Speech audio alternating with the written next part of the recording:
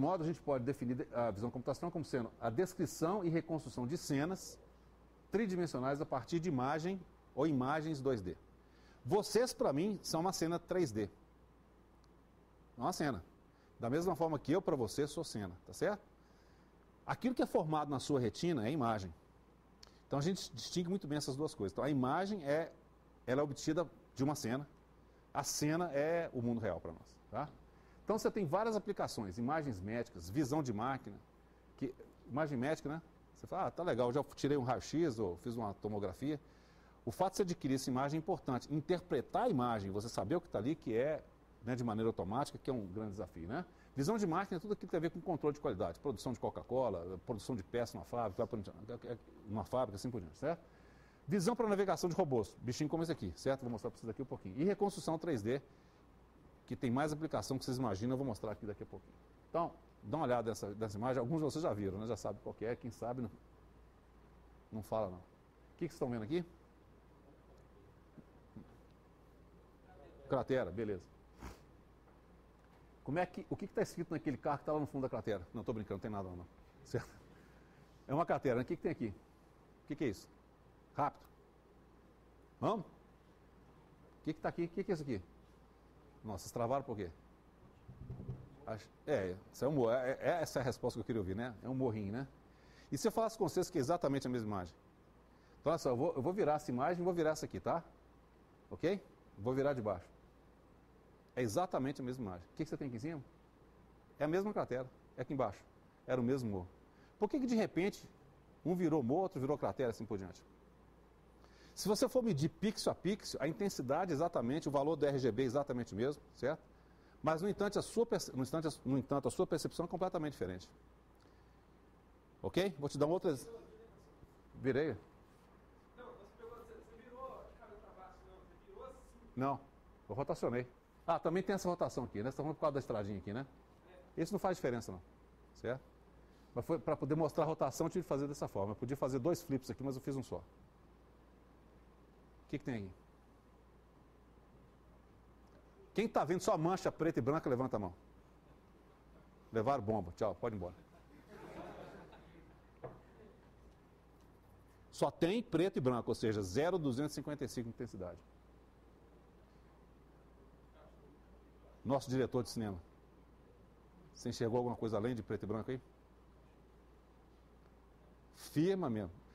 Na realidade, eu vou ter que sair do seu campo de visão aqui, ó, mas observa bem. Isso aqui é uma região de sombra, tá certo? Aqui eu tenho um cachorro, o focinho dele no chão, tá vendo a orelha dele aqui, ó? A orelhinha dele. Ele tá focinhando no chão, aqui tá o ombro do cachorro, a perna dele, o corpo dele tá aqui, ó. O resto do corpo aqui. Ó, quem não tinha visto está vendo agora, levanta a mão. Eu não sei mais o que eu posso fazer, desisto. Mas o fato é o seguinte, de alguma forma o nosso sistema visual consegue interpolar e emendar esses gaps, esses espaços vazios que você tem entre coisas pretas e brancas, consegue enxergar algum tipo de contorno ali. Existem vários outros exemplos assim, quer dizer, se você for na internet hoje tem muita coisa, você vê que é comum, aquelas janelinhas que eram tipo, né, quadradinhas assim, se você fixar, você vai ver um ponto que é mais escuro que os demais e vai por aí fora. Então tem coisas que a nossa visão, ela faz que a gente não sabe necessariamente explicar por quê. Tá? Então, uma coisa é a visão como nós conseguimos perceber. Existe um arsenal, um ferramental, dos quais a gente conhece muito pouco, que fazem toda essa interpretação, que fazem com que de fato haja uma diferença muito grande entre ver e enxergar. Certo? E esse é o desafio da visão computacional. Como? Dado imagens desse tipo, simplesmente pixels, eu consigo de fato enxergar, saber o que está ali, certo? Para ilustrar melhor, eu vou dar um exemplo de computação gráfica. O que é computação gráfica? Bom, imagina que eu tenho os seguintes objetos, isso aqui é sintético, a gente fala, né? A computação gráfica mexe com síntese. Eu consigo descrever, né? Você consegue descrever um paralelepípedo, não consegue? Basta dar altura, né? Largura dos lados, acabou. Você define um paralelepípedo. Da mesma forma o cilindro, né? Raio da base, altura, você define o cilindro. Você pode até, na descrição sua XML, o que quiser, você fala assim, superfície azul, tal azul, né? Tranquilo. Então, assim, isso aqui foi sintetizado. A computação gráfica, inclusive, imagina que você tem uma fonte de luz que ela é sintética. Você imagina que tem uma fonte de luz em algum lugar do espaço que está iluminando esse objeto. Tudo isso lá dentro da máquina, né? Sintetizado. Então, isso aqui a gente chama de um modelo, ok? Então, eu posso colocar uma câmera sintética. Teve curso de computação gráfica na escola de verão? Não, né? Teve. Tá. Eu posso colocar uma câmera sintética, né? A câmera está nesse pontinho aqui, e apontar para essa cena sintética. E eu consigo, de fato, enxergar essa cena sintética do jeito que eu quiser. Eu que estou colocando a câmera, e eu que criei o modelo, não é isso? Eu posso mudar a cor, mudar a fonte de luz, eu faço o que eu bem entender, né? Certo? Está na minha mão. Né? Vocês estão entendendo, hein? Então, essa câmera sintética vai, então, me produzir uma imagem na tela, que é o que a gente vê. Né? Todos os joguinhos funcionam assim. Tudo que você vê funciona assim. Né? Tá? Então, se eu mudar essa câmera sintética de lugar, eu vou ter uma outra vista. Certo? Faço isso imediatamente. Vocês estão comigo? Ok, beleza. Isso é computação gráfica, é chamado síntese de imagens. É uma área bacana demais, certo? E agora eu vou mostrar o lado da visão computacional. Então aqui, eu parto de um modelo que eu tenho. Modelo para mim é uma descrição matemática de alguma coisa, certo? Tem uma câmera sintética que mostra lá a imagem. Visão computacional, como eu falei com vocês, eu parto de uma cena real. Então agora, esse paralelepípedo e esse cilindro são objetos reais em cima de uma mesa, certo? Onde quer que seja. E eu agora vou capturar imagens reais. Pode ser com a webcam, com a sua câmera, com o que você quiser. Você vai capturar a imagem daquela cena real. Ou seja, você vai obter câmeras reais imaginando uma cena real. Tranquilo? No caso aqui eu coloquei duas câmeras. Tá? Essa imagem formada em uma câmera, essa imagem formada em outra. Né? Ok? Então você imagina que um ponto da minha cena, aquele azulzinho ali, ó, ele pode ser, né, visto em ambas as imagens. Dessa forma. Ok? Então, é uma coisa interessante. Eu vou ter esse ponto da imagem, esse ponto da imagem, pixel, tá certo? E eu sei que ambos correspondem ao mesmo ponto da minha cena. Isso é suficiente para eu poder, de fato, obter informação da localização tridimensional daquele ponto no espaço, tá? Ok? Então, né, com essa informação eu consigo agora obter um modelo. Ou seja, eu consigo agora encontrar a descrição de cada um daqueles pontos da cena e gerar agora um modelo matemático que vai ter todos aqueles pontos. Eu vou dar uma pausa agora e perguntar, vocês entenderam isso aqui? Tá tranquilo? Vocês estão percebendo mais ou menos o que está passando aqui por trás, né? Todo mundo já viu, né? Já está pensando lá no 3D, né? Nos filmes 3D, assim por diante, que tem a ver com essa história aí, né? Bom, então, de uma cena real obtenho um modelo. Tranquilo? Aqui, de um modelo obtenho imagem. Certo? Bom, para quem está acordado e está pensando um pouquinho, já deve ser, de repente eu posso fazer um negócio interessante. Se eu conectar esse modelo que eu gerei aqui e conectar aqui, de repente eu tenho cena real, duas câmeras, gera um modelo, o modelo aparece aqui, ó. Aí a computação gráfica pegar esse modelo, brincar à vontade com ele, não é isso? Vocês já entenderam o que a gente consegue fazer agora, certo? Olha só. Eu tenho uma cena real, as duas câmeras, eu gero um modelo. Esse modelo agora eu trabalho com ele na computação gráfica. Então eu junto visão computacional, mais computação gráfica, e é isso que você vê hoje em efeito especial e os Cambó A4. Né? Então você pega... Alguém já assistiu Tintim? Tintim? Ninguém assistiu Tintim? Já assistiu Tintim? É um exemplo interessantíssimo, Tintim. Né? Ou, se você pegar Exterminador do Futuro, né? O cara derretendo, aquele negócio todo, era exatamente isso. Você imagina que aqui era um ser humano, que você obtinha a forma 3D desse ser humano, você tinha um modelo, e a partir agora da computação gráfica, você faz com aqueles pontos que você bem entender, você estica ponto, encolhe ponto, coloca a textura que você quiser, você faz o que você quiser. Então, agora o modelo está na sua mão, sacaram? Então assim, né, Tintim, por exemplo, é um exemplo até muito bacana, porque o que eles fazem a coisa, todo movimento muito realista, que é movimento do ser humano, que é muito difícil de sintetizar, com imagens, figuras que ainda são de história em quadrinho, né? Os rostos, etc., são feições de história em quadrinho. Então, certamente para fazer esse tipo de coisa, você precisa de ter um pipeline como esse. Entenderam? Então aqui vocês estão vendo como é que visão computacional e computação gráfica trabalham juntos. Tá? Para vocês entenderem o contexto. Então não preciso nem falar com vocês a quantidade de aplicação que esse troço tem. Né? Eu vou passar esse vídeo rapidinho aqui, eu não vou gastar muito tempo nele, eu acho que ele é interessante que ele vai mostrar esse exemplo. Isso aqui não é tão recente assim, mas acho que é um exemplo legal. Vou tirar essa mãozinha daqui para vocês verem. não vá, deixa eu até tirar o som aqui que eu vou dublar esse troço aqui para vocês. Então o que foi feito? Várias faces, pegaram várias pessoas, fizeram capturaram a forma 3D dessa face, como também o que a gente chama de textura, que é a cor, né? Somaram tudo e dividiram por N. Estou brincando, não foi bem assim não, mas basicamente fizeram uma média dessas faces. É quase isso, tá? Mas tem um jeito especial de fazer essa média. Então você obtém então uma que seria a face média. Então pegou um monte de gente, tá? E fizeram isso aí. Então, interessante que você pode migrar entre todos os elementos daqui dessa base de dados, até de uma maneira suave, dependendo de como você fizer essa exibição, tá? Então, muito bem.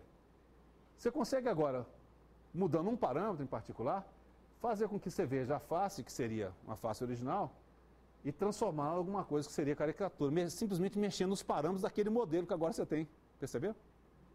Não me pergunte como é que define esse modelo, não, que isso é um outro bicho, tá? Mas você consegue definir esse parâmetro, desculpa, que você consegue fazer dessa forma. Então você pode ter uma face que é mais feminina, em cima daquele mesmo conjunto. Você só está mexendo em parâmetro, tá certo?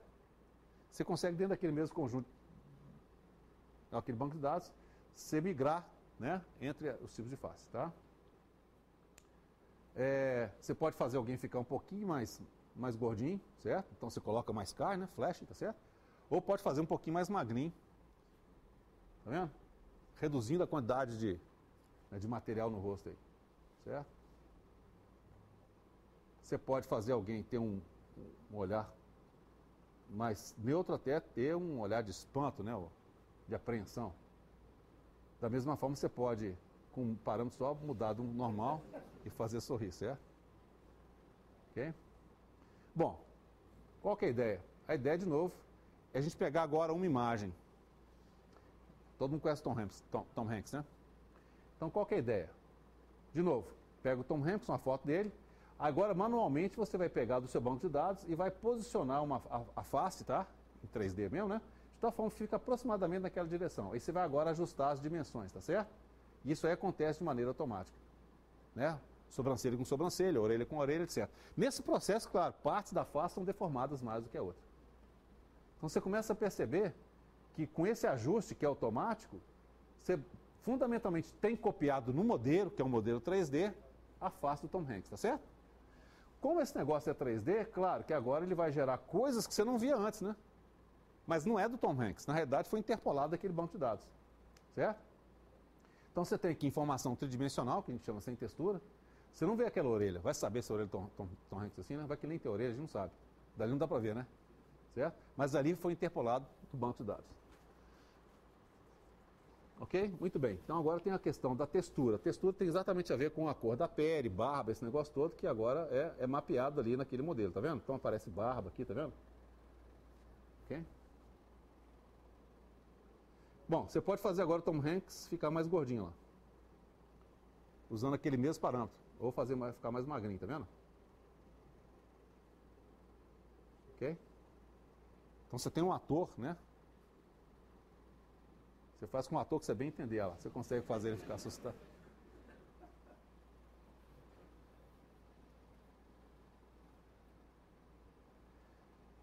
Bom, você fala, beleza, alguém pegou o Tom Hanks fez isso no background, né? Mas tudo bem, vamos pegar alguém que já faleceu. Audrey Hepburn, não é isso? Se não estou enganado.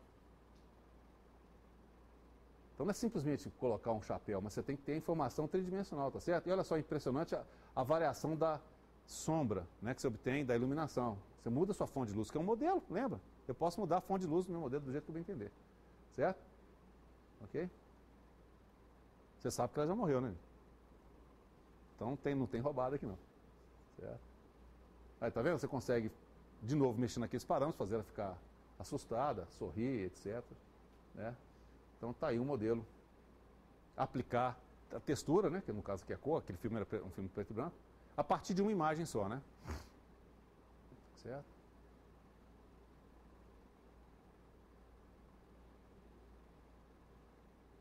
Com aquela foto só você não tinha condição de enxergar nesses diversos ângulos.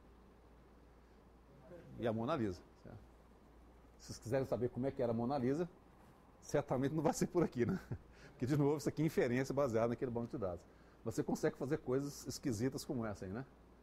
Você vê a Mona Lisa tridimensional, tá? Mudar a iluminação, a fonte de luz, tá vendo? certo? Bom, deu para vocês terem uma ideia como é que de fato você pode combinar essas duas coisas, certo? Você consegue fazer coisas interessantes também, como isso aqui. Se você for na internet, você vai achar vários exemplos. Esse exemplo é bacana, tá vendo? Cada conezinho desse é uma máquina fotográfica de milhões de pessoas que passaram ali em Roma e fotografaram o Coliseu. Então você tem no repositório, tá certo? Se você for no Flickr, etc., você vai encontrar fotos do Coliseu. E o que esse software fez foi o seguinte, ele pegou aquelas fotos, todas as fotos, tá certo? E automaticamente reconstruiu o Coliseu, baseado naquelas diversas imagens, de diversas câmeras, de diversos ângulos, de diversas iluminações. Certo? Então, é um trabalho muito bacana, porque na realidade você tem que fazer, você tem que resolver problemas complicados de correspondência, né, de reconstrução, não triviais, tá? Então, você tem tipo de coisa que você pode fazer. Bom, eu vou mostrar rapidamente alguns projetos, muito rápido, né, tem muito mais coisa no Verlab, mas alguns projetos exemplo que a gente está fazendo lá em Visão. E depois eu vou mostrar alguma coisa em robótica, tá? Eu vou falar de robótica aqui um pouquinho. Então a gente trabalha com reconstruções de cenas dinâmicas. Claro, todo mundo conhece o Kinetic, né? O Kinetic conhece? Certo? A gente tem utilizado, não é para joguinho, mas para poder fazer várias aplicações em cenas dinâmicas, reconhecimento de gestos, inclusive com um projeto junto com a Microsoft, né, para reconhecimento de gestos com confiança e com uma coisa importante. O Kinetic, ele tem algum tipo de ajuste do software da Microsoft que vai reconhecer uma certa faixa de pessoas, vamos pensar assim. Né? Uma coisa difícil é, de fato, você reconhecer ações para pessoas diferentes. Então, por exemplo, você fazer isso aqui, né? Eu fazer isso aqui diferente de uma outra pessoa fazer. A velocidade, né? O comprimento do braço, etc, assim por diante. Então, como é que você faz o reconhecimento de ações ser robusto, independente do tamanho, peso da pessoa, tá? Independente da distância. Então, esse é um desafio interessante, né? Então, são outras coisas que a gente está fazendo também. E a parte de visão subaquática, eu acho interessante vocês verem. E depois eu vou mostrar duas coisas em robótica, tá? Bom, visão subaquática. Por que isso é importante? Por que é importante chegar debaixo d'água?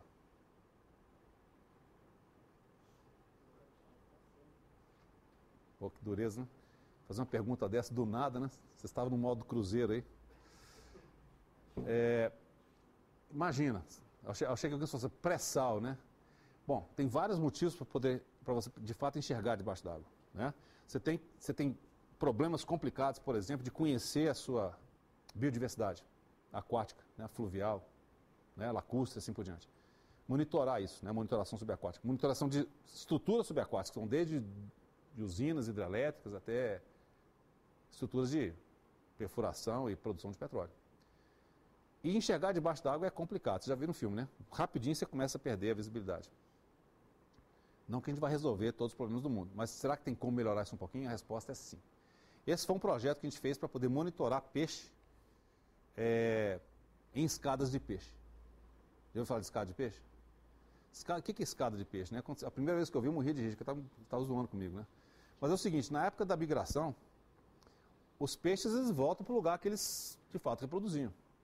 Só que chegou o homem lá, meteu uma barragem, uma estrutura de concreto gigantesca, que o peixe não sabe como transpõe aquele negócio, né?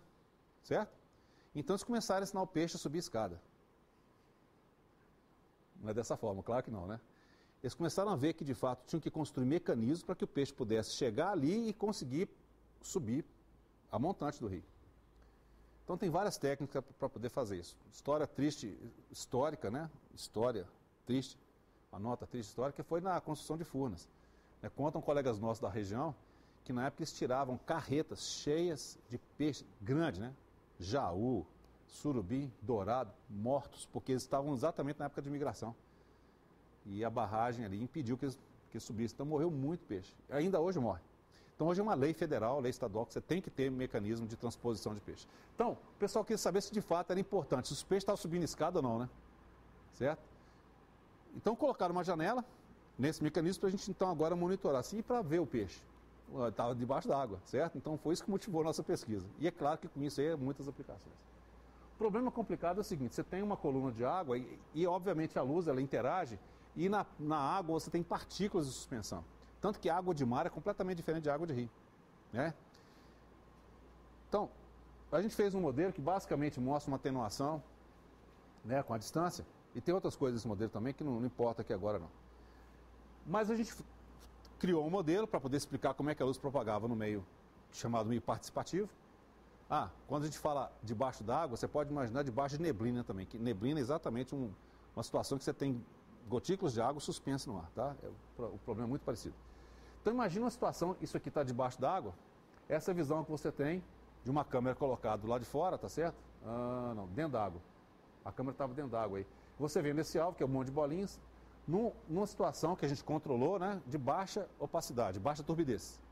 Então, como é que a gente gerava turbidez? A gente gerava turbidez com chá. Você vai colocando, dissolvendo chá, um pouquinho de chá, certo? Então, aqui é o resultado da restauração dessa imagem, ok? Vocês estão conseguindo enxergar a bolinha aqui ainda, então? Turbidez média. Aí nós vamos aplicar o nosso algoritmo, tá? Nós vamos recuperar, ok? E agora, alta turbidez. Vocês conseguem perceber alguma sombrinha ali ainda, né? Eu sei que a luz aqui não ajuda muito não, mas... E aqui é o que o nosso algoritmo restaura. Observe que isso é diferente de você melhorar a imagem. Na verdade, você restaura baseado no modelo. Então é mais consistente com aquilo que está acontecendo. Então, se a gente tinha que mexer com peixe, isso aqui era a foto de um aquário, do lado de fora do aquário. Vocês devem estar vendo alguma sombra de peixe aqui. Isso aqui é antes, isso aqui é restaurado, certo? E aqui um videozinho que a gente fez mostrando sem restaurar e aplicando o modelo. Certo?